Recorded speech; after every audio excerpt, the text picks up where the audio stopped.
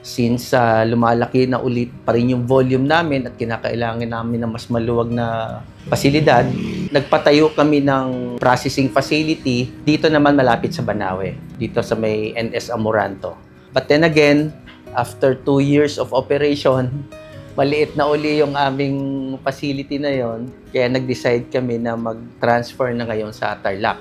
Itong aming facility ngayon sa Tarlac, this is 3 times bigger than our Quezon City facility na malapit sa Banawe. And at the same time, malapit to sa supply ng mangga at yung mga gulay na kinukuha namin, highland vegetables, kagaya ng mga bell pepper, carrots, at kung ano-ano pa. Pagkatapos hugasan, ano naman po mangyayari? After po nating mahugasan, is diretso na po siya sa ating peeling. So, manual peeling po. So, babalatan na po sila mano-mano ng mga staff natin. Next step, pagbabalat. Yes po, pagbabalat na po. Nasa balat lang yung nakikita nyo kaninang black spots. Yeah. So, Mga seryoso sila eh. Yes po. Kaway naman kayo dun sa camera, oh. Say hello. Ayan.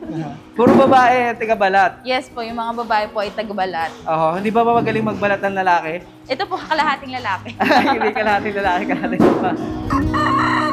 Panoorin ang full video sa ating YouTube channel, Agree sa Agri. Don't forget to follow, like, share, and subscribe.